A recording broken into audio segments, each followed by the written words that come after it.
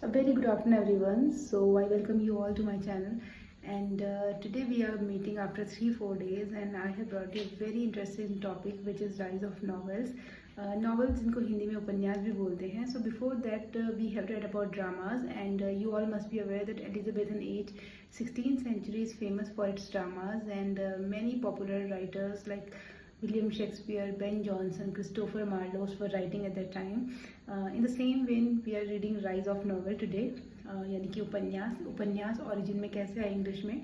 Okay, so we will start with the definition of the word novel. So novel is an invented prose narrative of considerable length and a certain complexity that deals imaginatively with the human experience, usually through a connected sequence of events involving a group of persons in a specific setting. Okay, तो इस definition में आप कुछ चीज़ों पे ध्यान दीजिए.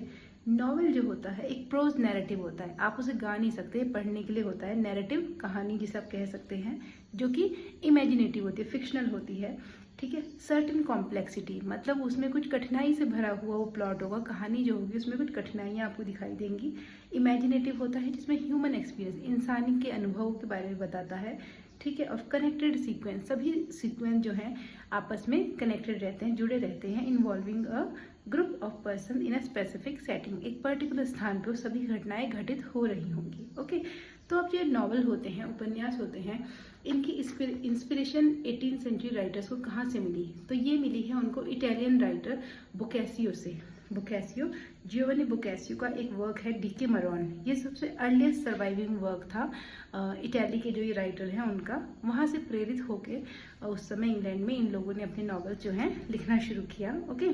तो बहुत सारे राइटर्स थे उस समय, बट देर आर 4 राइटर्स जिनको कहा जाता है 4 व्हील्स ऑफ नॉवल. 4 व्हील्स मतलब पहिए हैं ये उस समय के नॉवेल्स के, जो है Samuel Richardson, Henry fielding, Tobias Smollett and Lawrence stern. ये देखिए, सैमुअल रिचर्डसन ने लिखा है पामेला एंड क्लैरिसा. ओके.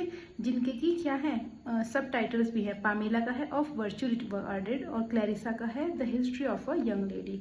फिर हेनरी फील्डिंग का वर्क है the history of Tom Jones a foundling. ठीक है. और एमेलिया. ओके.